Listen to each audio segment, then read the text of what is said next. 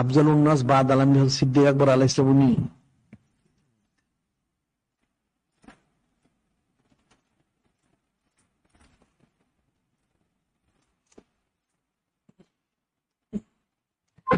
নূরে মুজাসসাম হাবিবুল্লাহ হুজুর পাক সাল্লাল্লাহু আলাইহি ওয়াসাল্লামের সাথে এক জায়গায় ছিলেন বসা। একটা লোক আসলো কোথা থেকে, এসে কোনো কারণে যাই হোক সে আফজাল উন্নাস বাদ আলমী হযরত সিদ্দিক বলেছে ওনাকে কিছু খারাপ কথা বলা শুরু করলো। হযরত আফজাল উন্নাস বাদ আলমী সিদ্দিক বলেছে, উনি চুপ থাকলেন। তখন নূরে মুজাসসাম হাবিবুল্লাহ হুজুর পাক সাল্লাল্লাহু আলাইহি ওয়াসাল্লাম উনি এই অবস্থাটা দেখে মানে তাবাসসুমকে নূর তাকরা মুস্কি হাসি মোবারক দিলেন। এরপরে আফজাল উন্নাস বাদ আলমী সিদ্দিক তো চুপ ছিলেন, শুনতেছিলেন। উনি আমার জব দিলেন, জব দেওয়া শুরু করলেন। যখন উনি জব দেওয়া শুরু করলেন, নূরে মুজাসসাম হাবিবুল্লাহ হুজুর পাক সাল্লাল্লাহু আলাইহি ওয়াসাল্লাম উনি সেদিন উঠে রওনা হয়ে গেলেন।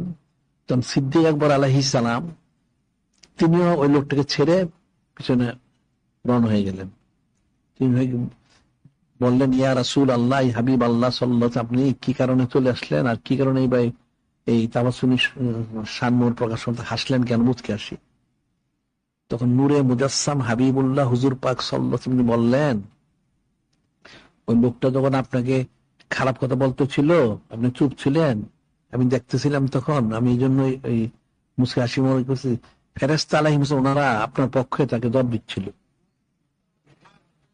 যখন আপনি জব দেওয়া শুরু করলেন, ওই ফেরেশতারা সবাই চলে গেলেন, তখন আমি ওই জন্য চলে আসলাম।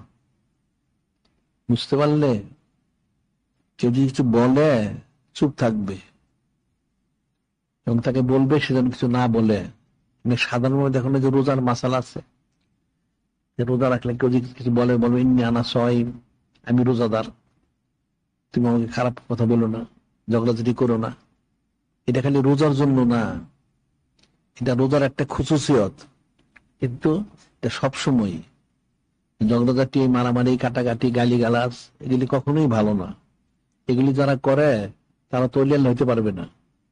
ওলি আল্লাহ হইতে হইলে এই সমস্ত থেকে বিরত থাকতে হবে, নেক কাজে মশগুল থাকতে হবে, তখন ওলি আল্লাহ হওয়া সম্ভব হবে, এছাড়া ওলি আল্লাহ হওয়া যাবে না। এগুলি মনে রাখবে। নিজের স্বভাব চরিত্র যত সুন্দর করা যায় তত কামিয়াবি। তবে সাধারণভাবে তো সব সুন্দর হবে না, জিকির ফিকির করতে হবে বেশি বেশি, সুন্নত তোমার ইত্তেবা করতে হবে, আর সোবত ইখতিয়ার করতে হবে, এরপর তোমাদের পড়াশোনাগুলি করতে হবে। তখন তোমাদের পক্ষে নিজের স্বভাব চরিত্র, আমল, আখলাক শুদ্ধ করা সম্ভব হবে, এছাড়া কিন্তু কখনোই সম্ভব হবে না।